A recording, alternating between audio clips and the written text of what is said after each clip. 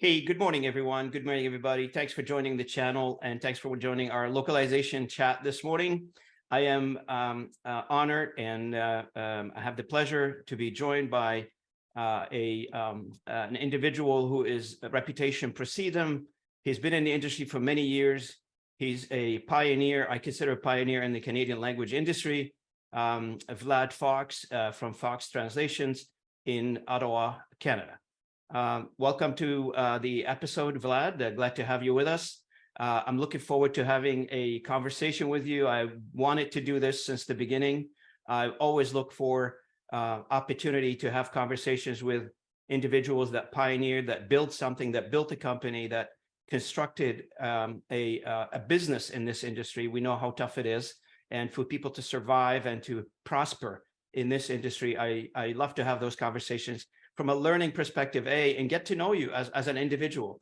So welcome to the show one more time, and glad to have you with us. And again, it's a casual conversation. We did not prepare any PowerPoints, just for the knowledge of everybody else. Right. We did not prepare any PowerPoints. This is a coffee conversation on Friday morning at 9 a.m. Hopefully it wasn't too early for some of the folks watching us. So thanks again, Vlad. If you don't mind, Vlad, for the audience, for the viewers, tell me a little bit about yourself. Tell me your story. Tell us your story. How did you build, Fox Translations? How did you get the idea? Where did you start from? And I know from your education, you had studied linguistics, so I don't want to take your thunder here. Just, if you don't mind, just launch into it. Well, good morning, and thank you very much. It's an honor for me to be invited and to be part of the chat. I really appreciate it. So Vlad Fox is my name. I came to Canada in 1990 as a refugee from that time, former Czechoslovakia, and with a young family. I had two small children, and I had no idea what am I going to do, how I'm going to feed them. So I was looking for a job. I did lots of casual jobs like everybody else, every newcomer, or most of newcomers. And then I had the opportunity. Well, I studied languages in Czechoslovakia and linguistics. So I was always looking that direction. I heard about the Translation Bureau, the unique organization in Canada, right? Canadian government. And so I looked there, and there was a great opportunity for me to translate a Quebec Civil Code into Czech language. Czechoslovakia at that time was developing the democratic institution and looked to Canada for help. So for 6 months, I was working on the Quebec Civil Code, translating into Czech. One day the contract ended, and I was again, what am I going to do?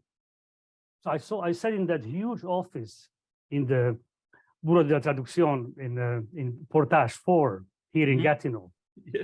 And I saw there's so many translators there. Most of them translated to English or to French, right? So I slowly learned about the Official Languages Act, the very important law in Canada, responding to or building part of the official bilingualism. And I saw, wow, there is a business there.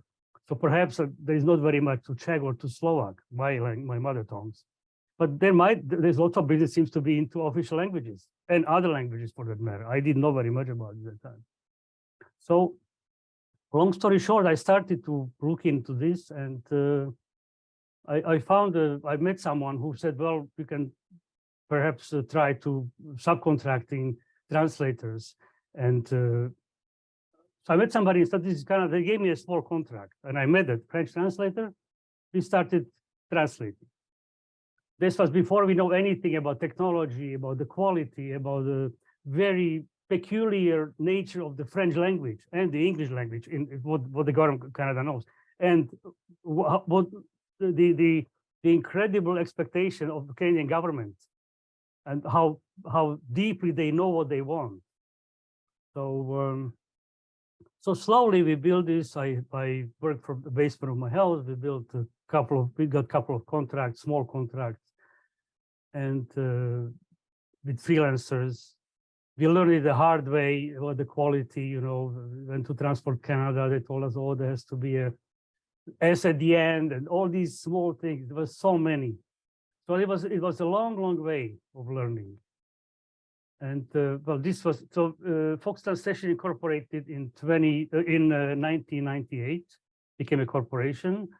We've hired the first project coordinator, and was lovely. It was all learning, and as it is up to this day, learning and knowledge and never-ending learning. There is so much knowledge.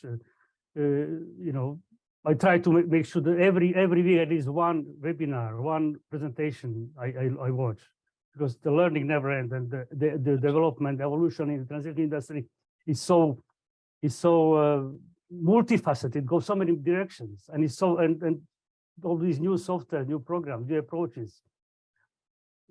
So yeah, so later we started using the technology, revision, quality control, and so on and so forth.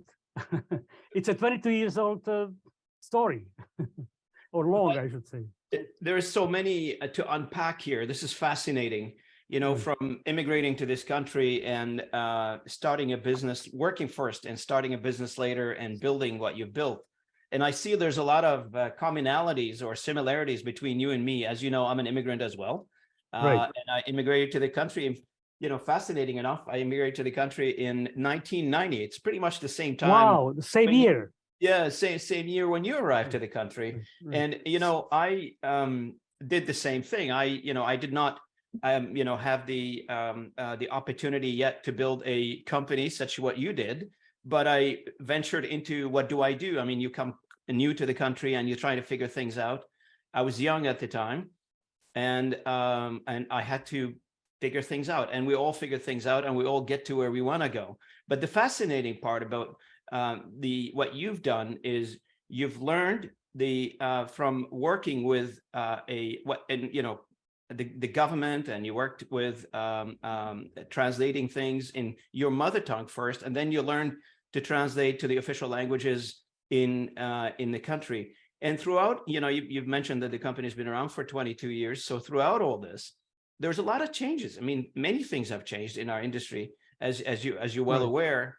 Technology have changed, and customer expectations has changed. You mentioned earlier, like, customers, the way they used to buy translation services back in the days is not the way they buy translation services right now. I think, and you agree with this, is the customer is a lot more educated now and knows exactly how to buy translation services.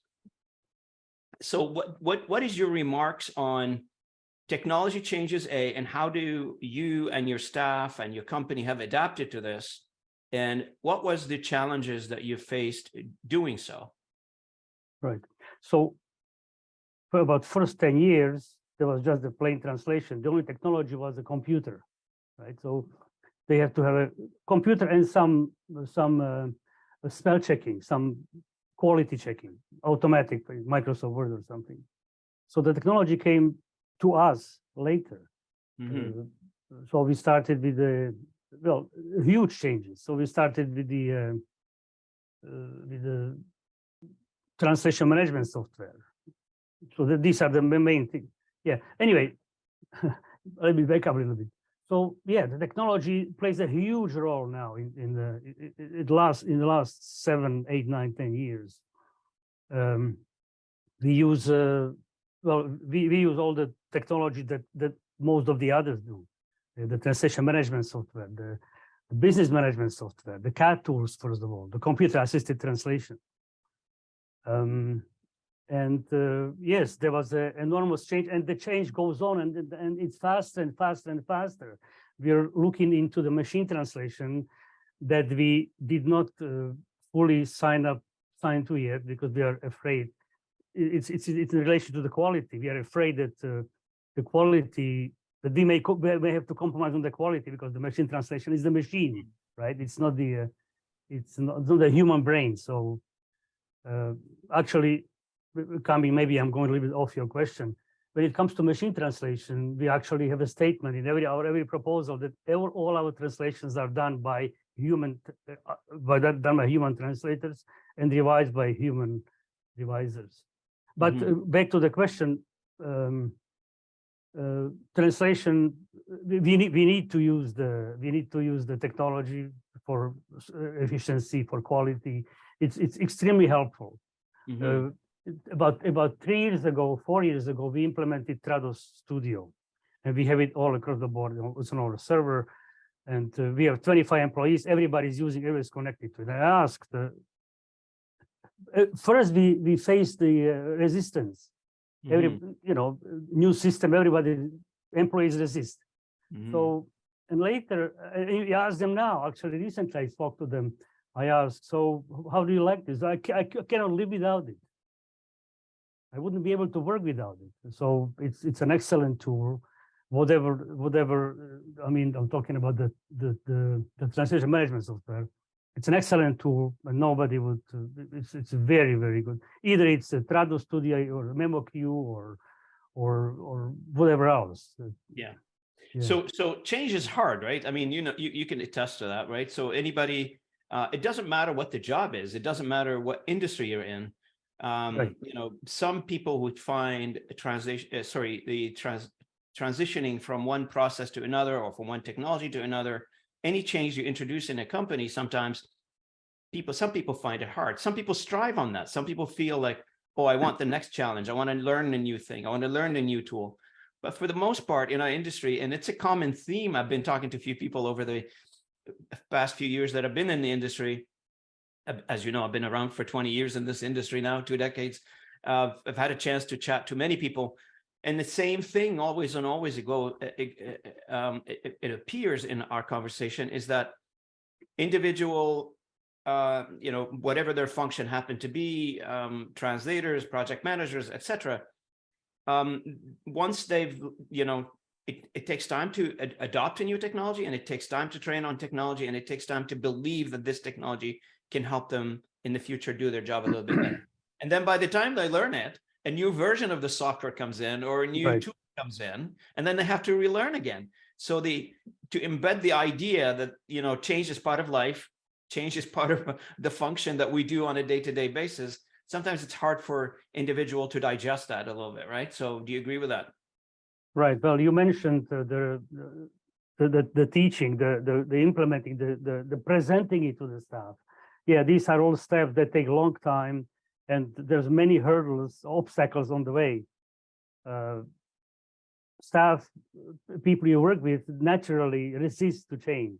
And exactly what you said. So this is like an ongoing game. We finally overcome all these obstacles, and the new version comes. So we go again to it, and so it's a game that it's a perpetual game. It's never ends. Never ends. And so tell me, in your world now, what is the challenging part? What is the most challenging part that you're always thinking about? You're always sort of trying to figure out how to solve. What are the most pressing challenges for you as a business owner, Canadian translation service provider in Canada, in Ottawa, Fox Translations? What is the most challenging items for you on your agenda right now? Well, I think it's across the board. As you listen to other LSPs or translators or large companies or small, it's the same thing. It's the human resources. For some reason, and not only in translation, actually, it is actually across the business, across the board in the business. This is the new, but for us, because the quality is so important, the qualified people are so scarce that it is really the problem number one. And what is associated with it is that as technology progresses, there are new requirements for new professions, so to speak, or semi-new professions.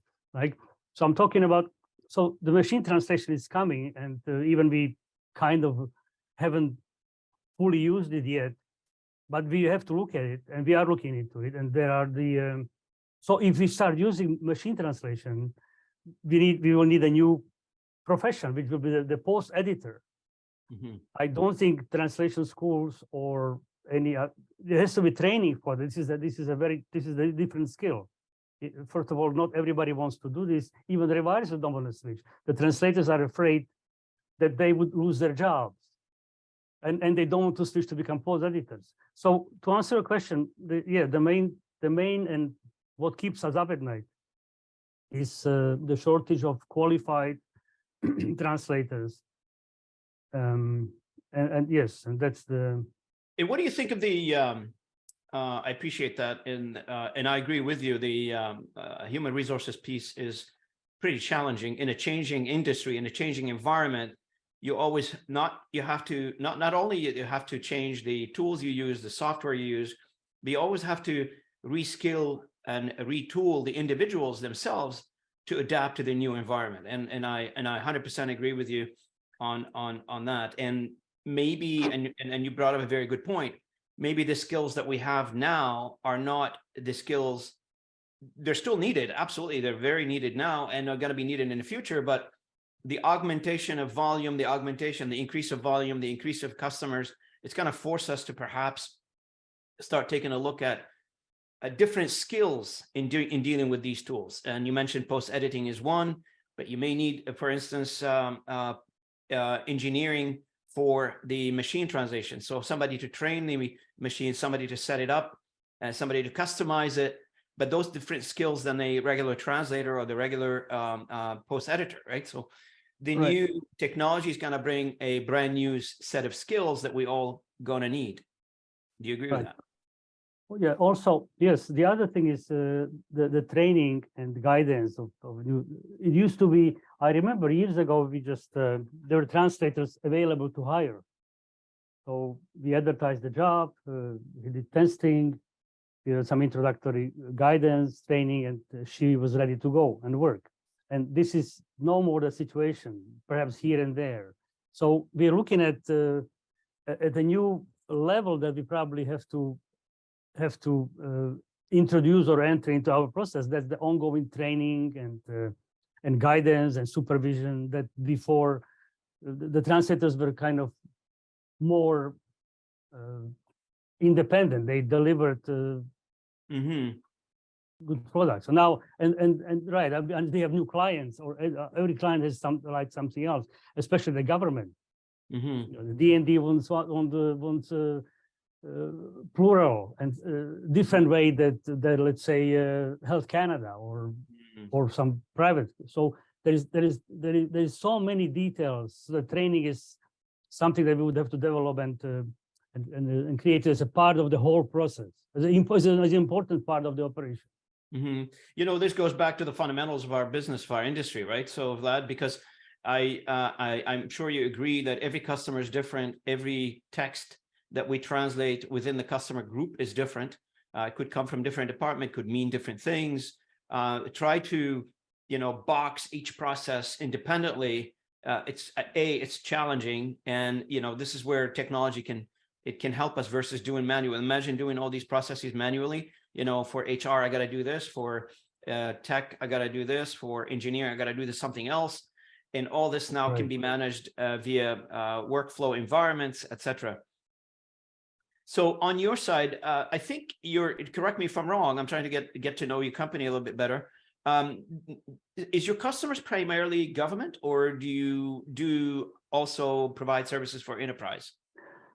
We do provide services for enterprise, but there is so much work at the government that we are kind of, fell for it.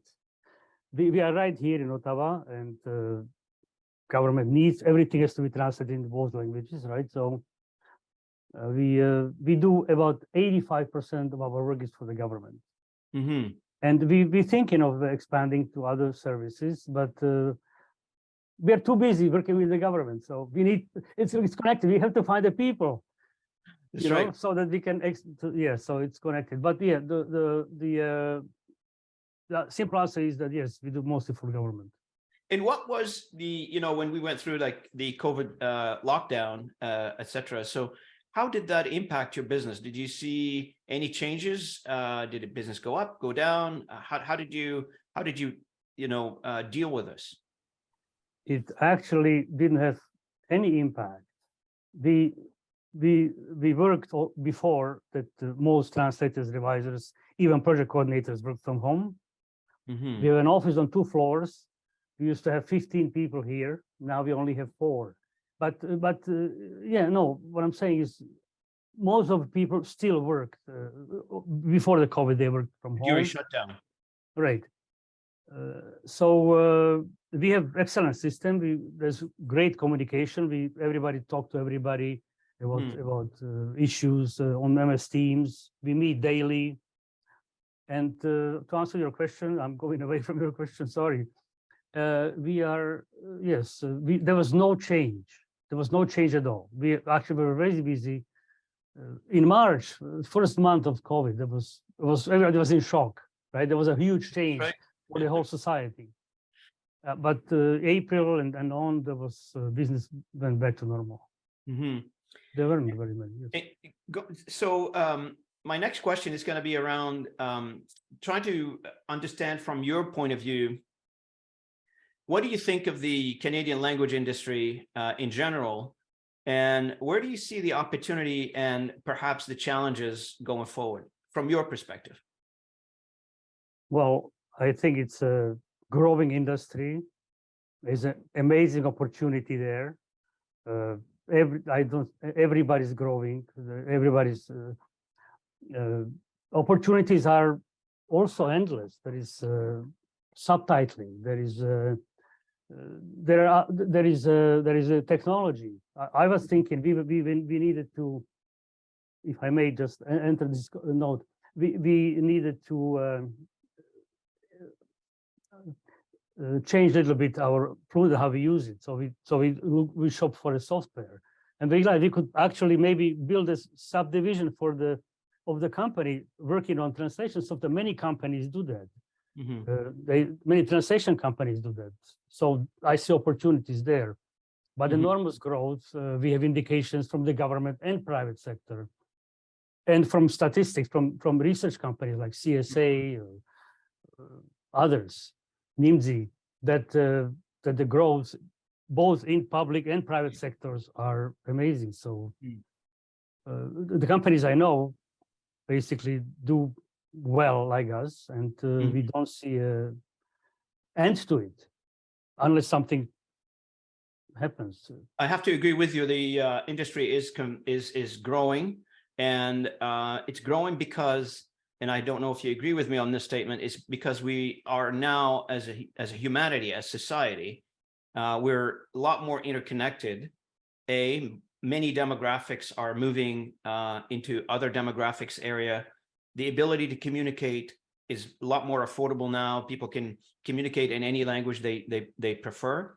And the most important factor in industry sustainability and continuous growth in our industry, and I'm talking about it on the Canadian level and an international level, on a global level, is that ability to create content. Now, anybody, and we're creating a lot more content now. Content is being created and driven by several things. One, and on a government side is that change of policy, change of laws, things are always communicated by the government to the people. So those communications, somebody needs to translate them. And that's great. And the other piece is the ease of creating content. I mean, I don't know, before ChatGPT and before all this new technology came out, people were creating content because they need to be known. They need to be out there in the market. They need to tell their story, either be it a product, information about a policy, information about a procedure, whatever it is. People wanted to get the word out, so they created more content.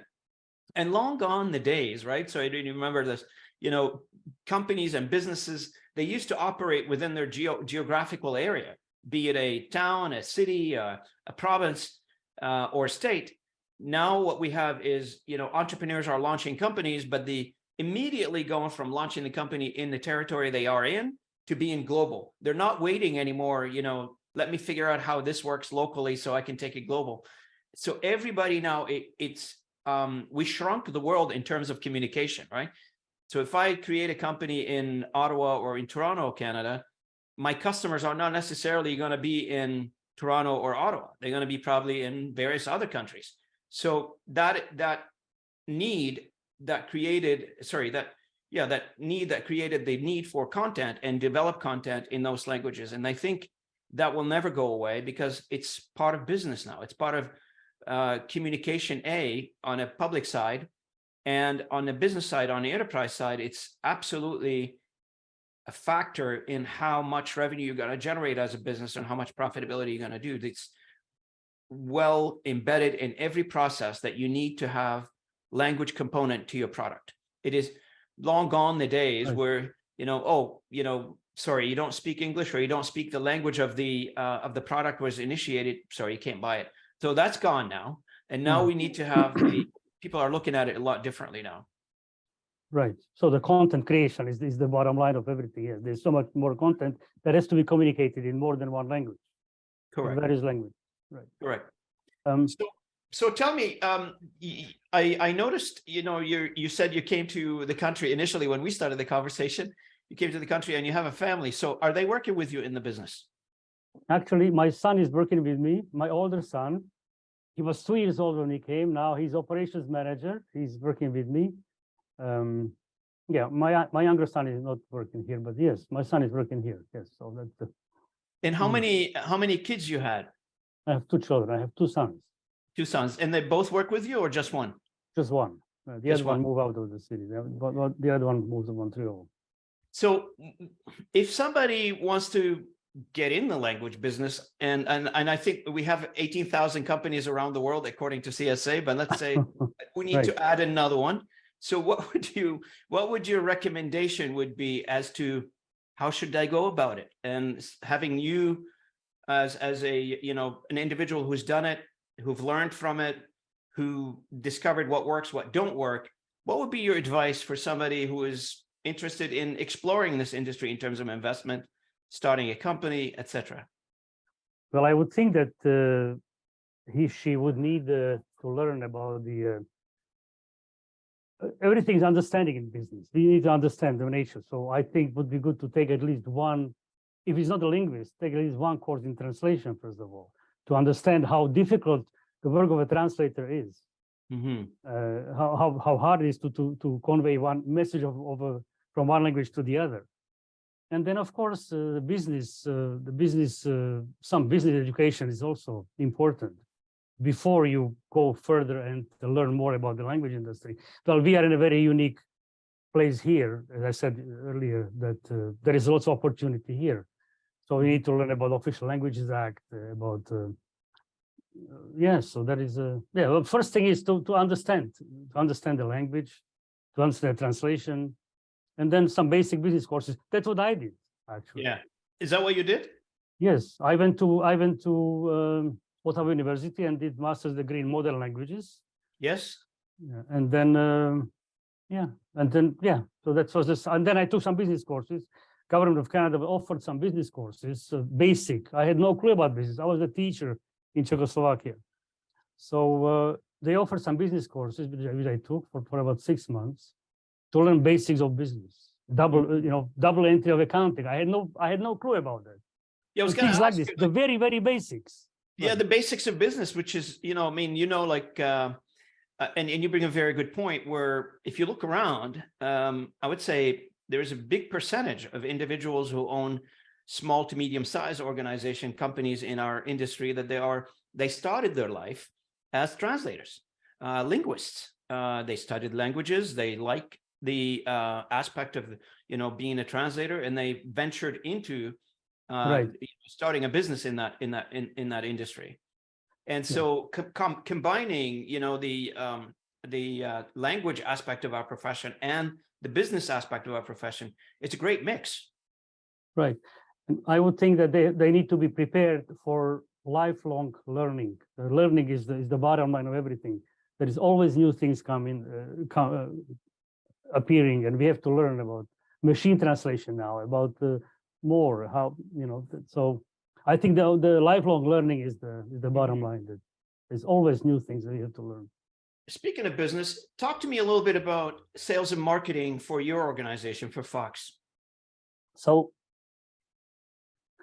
I must admit, we are not that strong at marketing, because most of our business comes from government. So we participate in public tenders. So we learned how to write those proposals. First of all, some of the first ones I wrote, And then later we hire the proposal writer, and he sends proposals. We discuss with consultants different marketing strategies, because we have to expand to the private sector. So there are some ideas. We will create a website where we show our attractiveness, our for employees and for new clients. But I must admit, we still have work to do in terms of marketing to the private sector. Talk to me a little bit about, it's what we call in Canada the elephant in the room, right? So the elephant in the room in Canada for all of the language service provider is the prices. So right. And I know through other conversations that this always comes up. So where do you think prices are in the industry here in Canada, and where do you think they should be? So we have those pressures, the employees and the prices. The good translators expect to be paid fairly, and the clients obviously want to the lowest price as possible. I would think that it is a little bit unfair to translators. They do such a hard work that they deserve to be paid better. Unfortunately, they can only we cannot sell if in order to sell our services, we have to pressure them and negotiate pricing with them. So it's a huge problem, and I think there are some perhaps we can see signs that perhaps the pricing, as the client, especially I'm talking about the government, see more the value and what they of the service they provide, that they perhaps are willing to pay bit high premium for our services. And the price discussion will always be around, right? So cost of living is up, economy is not doing so well. Absolutely. Well, that's what it goes, yes. Inflation, and but this is where I really don't personally, and I've been thinking about this for a while now, because I feel like everything in our economy, prices wise, are going up, but in our industry, all the prices seems to be stable to going down, which it doesn't make sense. I think you would expect that the prices would rise when everything else is rising around you. Like when you go to do the basic shopping and the prices are going up, you would expect our prices to be going up, but that's going the opposite direction. I feel like cost of living is going up, and the prices in our industry seems to be either flat or going down. Well, there are market forces, right, that work that ignore the other part of the market. Do you have any indications about the pricing? You mean for the Canadian industry, or? Right. Yeah. I mean, for Canadian industry, I feel like our prices, from what I can see, I mean, I have limited information on the data, but the data that I have access to, either flat or down slightly from year prior. Absolutely. We are. I was going to add yes to the question about the pricing, that our pricing went down in 2022. We had to go down in order to remain competitive. Yeah, and I feel like we can. There's a lot more the industry can do in terms of differentiating its services to a variety of groups, right? So I feel like categorizing our services, as you mentioned earlier, like in your RFPs or in your proposals, you write, all the services rendered are provided by a human. Well, I mean, that's one option. But I think as you start adopting other technology, et cetera, you probably want to articulate, for this human services is X, for human and machine hybrid, for instance, that's Y, and for pure MT is Z, for instance, and let the customer make that decision. I feel like the customer needs to make a choice here. There's an old saying in sales: you cannot get it fast. cheap and high quality, you got to pick 2 out of 3. Right. And course. it's always 2 out of 3. Yeah. Yeah. So the public, the private sector customers are maybe more flexible. The government ones, they don't give us this option. They say, well, you do it, and the price is many times the most important factor, unfortunately. But yes, we are going that way. Of course, there will be always option. Mm-hmm. So what's the, we got a few more minutes here. I want to ask you one last question, and then we'll wrap it up. And what is the most pressing project that you're working on for 2023? And what would you like to see happening for your organization in 2023? What would you make you happy by the end of the year?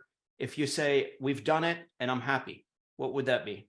Well, I'm proud to say that we developed the company that we provided very good quality services. We have excellent revisers and excellent translators. So we have many good contracts, and if we deliver the work the way we are delivering now on the existing contracts, that I cannot wish for more. What I can wish for, that we'll have more qualified personnel working for you. That we find that we attract, we create something. I say, okay, people want to work for Fox Translations because they feel they are good employer. So that's what I would consider accomplishment. Our customers are happy with our work, and there's a lot to maintain that, and to make sure that right, that it doesn't change. Absolutely. So if some of our viewers or listeners wants to reach you out, and want to reach out to you, they like this conversation, I want to give you a call or send you an email, I will include your email address in the description of this video once published. So and your website for those who are looking to find a job in our language industry. They can go to your website, and they can. I saw on your website that you have people can apply, etc. So we'll send them there. Is there anything else you'd like to add?